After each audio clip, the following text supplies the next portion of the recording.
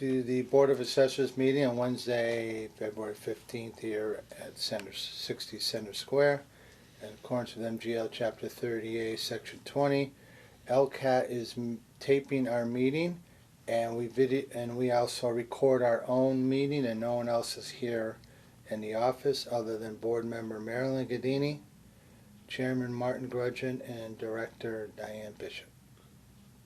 And we'll start with a review of the minutes from the meeting of January 18th from Marilyn Gadini. Mr. Chairman, I have reviewed the minutes from our meeting of January 18th and find them in order and move that they be approved. Right, I make a motion to approve those minutes. A second? I'll second. All those in favor? Aye. And we'll start off with some administrative items with a warrant. 2023 motor vehicle excise warrant commitment of $1,040,130.75. And those excise bills are for calendar year 2023, and they have hit the mailboxes today because we've had several calls already. Yep, got mine today. Oh, I haven't. 2022 motor vehicle excise warrant commitment of $13,293.26. And these would be anyone who registered their car after like the November 11th, 12th through December 31st. Okay. That's And fiscal 23 supplement real estate tax warrant of $47,459.41. What is that for? And these are homes that have received an occupancy certificate since the beginning of July, and their improvement is 50% higher than what it was originally assessed. Okay. And the fiscal 23 supplemental CPA tax is 1% of that. That's correct. $457.59. And this one was stuck to another one at our last last time? meeting when we Okay. did the omitted and revised assessment. We Yeah. didn't catch that CPA. Oh, okay. Just the CPA that we missed for $7.14.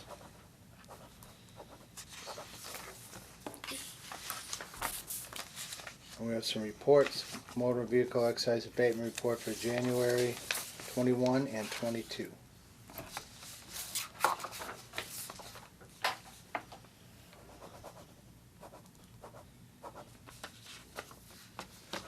Any other abatements come in after the fact? No, Any late ones? nope. Okay. We just, I think I had mentioned that after I had sent you an email, we did receive 3 from one attorney, but they have already withdrawn 2. Okay. Yeah, I was here for that. Are we missing one again? So I know we just did. Was it 21 and 22 combined? I just signed Yep. 2 items. Yep, and the other one you must have signed was the FY 23 statutory exemption report. Yeah, I signed 2. Okay. Very good. If not, We'll be I'm signing meeting it again. Accounting notice amount, $1,954,145.39 for all that mentioned above.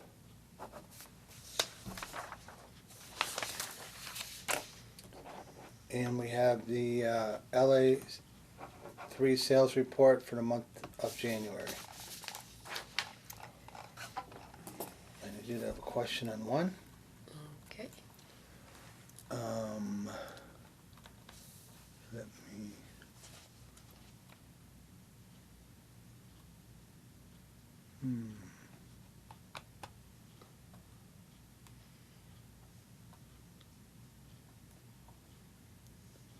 I don't know, maybe not. When there is commercial property, do you check also if it's MLS or, and dot loop if it was an arm's length sale that way? No, I do not, because I'm not able to get MLS with commercial property. Okay. I haven't seen any commercial property. Some are on MLS. Are they? Yeah. So I think that was my question on the .77 one. I think that's private. I don't think that's Oh, online. yes, yeah. Do you know what building it is? I do. You do. But it's Yeah. only one, it's all one property, even though there's two buildings on there. Okay.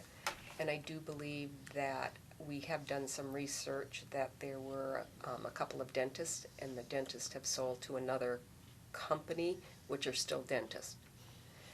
One of them may have become part of the new dentist practice. Correct. That's what I was wondering about. So, and that's okay? For the time being, we can leave it at that. We have just recently received information and business certificates, so we're Okay. trying to make sure that we have all of the information correct. When you get a deed that comes through, sometimes you don't get all of the other information Right. until a little ways down the road. Not that it's a big issue or anything, it just, you know, could affect commercial values next year. I mean, if you look further down, I believe the one that's a 63 is a commercial property, and I believe the one that's a 69 is a commercial property. Yes, and they had for sale signs out front. Okay. One's been for sale for a while, Is that and well, we closer could, to the rotary or closer to the other end? oh, way the other end. I'm curious what that is too, if it's everything there.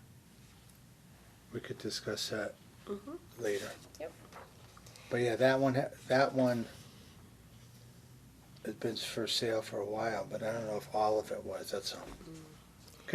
So, because we have a lot of people who are saying how the market has really slowed down, and we're trying to make people aware that it's the slowdown in the number of sales, not necessarily the actual values, I did a very quick analysis of our 2022 sales from January through to December 31st. Yep.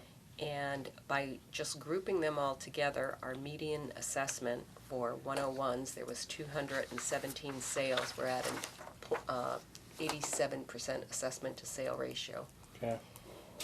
102s, condos, we're at a 0.82%. Wow. And then I said, let me try doing it by quartiles. I know Yeah. it's you like that word.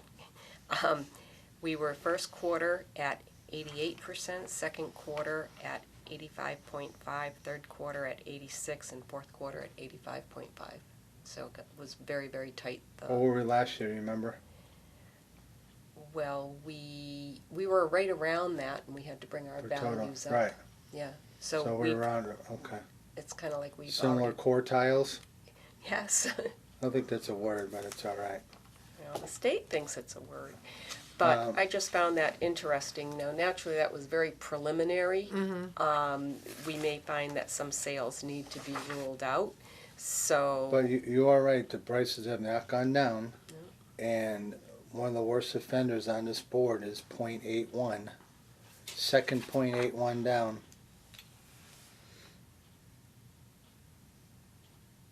oh yeah, yeah. Yep, I know the house, it's got 1,900 square feet for real, and Mm-hmm.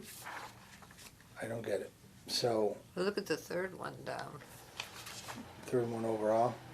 Yeah, I don't know anything about that property, but No. yeah, that's interesting. I I know. don't know that one. I do know it, and I did an inspection on Yeah. it a couple of years ago, and I'm just amazed. I mean, it was a modern kitchen, but not everything. But it had a beautiful yard setting.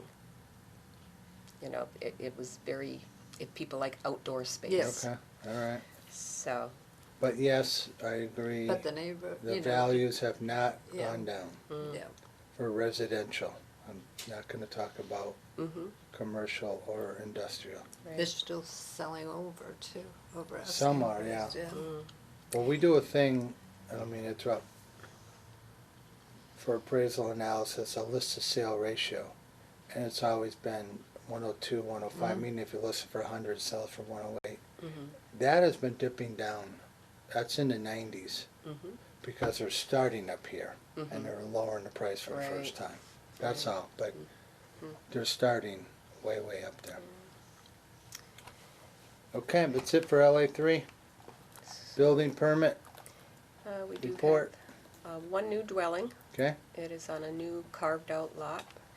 And then everything else is solar, windows, re-roofs, few remodels. Just partial things. Where's the new home? It's off of Vineland. Oh, I see it there, Yep. fourth one down, Yep. okay. Which one is that? Fourth one down. Oh, yeah.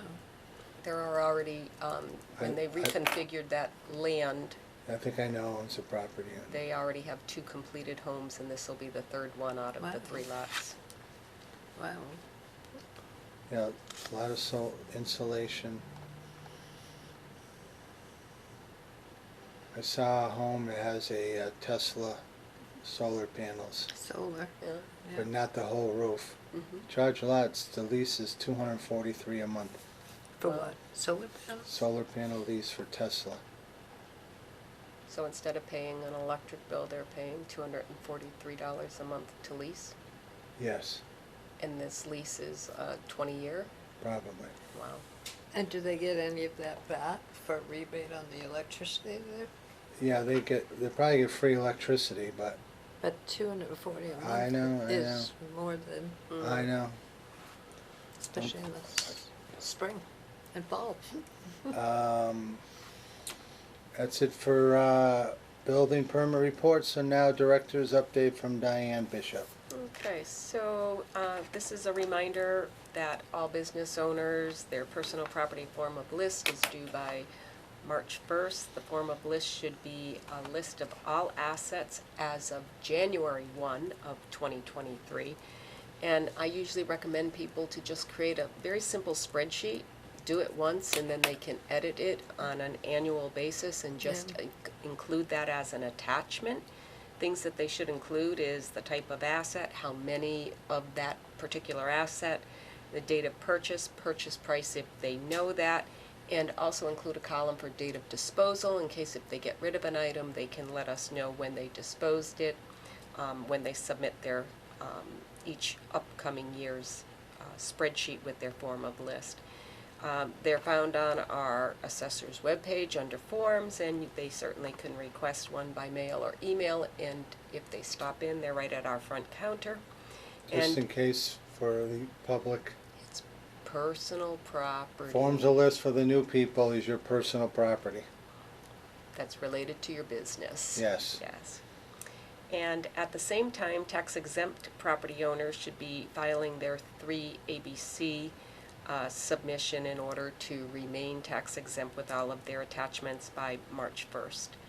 And as the board knows, they just signed off on the commitment for the motor vehicle excise. We received 15,000, little over 300 excise tax bills for 2023. We received another 338 bills for the end of the last 6 weeks of 2022.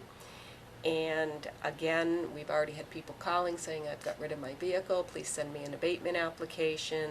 And we share with them that there is an abatement application on the back side, what they need to have in order to complete the abatement process, and just give us a call or stop in and we can work with them. The bills were mailed on Monday. I know they're just hitting people's mailbox today, and they're due by March 15th. And that's what I have. That's it, huh? That's it. Okay. Now we got, move on to chapter 61A, issue or not issue, but a Right. item. So this was a taxpayer in 61A. She had filed a motion, an intent to remove some chapter land from her property to convey to her abutter, which was also her sister, and when they went to review a little bit more, they had to reconfigure a line, and so she was originally giving 2.19, and now she's giving 2.17. I do have both of them for the committee, the board to see. This is the newest one, and on the page below it is the original one that the board felt that they had no issues. Yeah. But I just want the board to be Okay. aware. No issues here. Okay. And EQV. Equalized valuations, we did receive the final EQV for 2022. EQV is used in the allocation of our public aid to public libraries calculation for Chapter 70 funding, which is the schools' reimbursement rates for the school construction projects. Also, it figures in is for cost, the transit district and air pollution that we get charged on our cherry sheet. And it pretty much, I believe you have the sheet on your file, but it pretty much follows the way that our assessments went for each class of property and where we brought our assessment to sale ratios. That is how our equalized valuation. So they don't make changes on it. No, they're taking our actual information. Right. And I believe that is it for open session, other than just mentioning when our next meeting's gonna be and if the board has any additional I comments. think that's it. Next meeting will be March 15th, a Wednesday at 4:30. Make a motion to go into executive session to go over motor vehicle and boat abatements, statutory exemptions, real estate and personal property abatements, and an ATB update. We'll want to return to open and record our votes. Take a roll call vote. Marilyn Gadini, Yes. Martin Grudgeon, yes.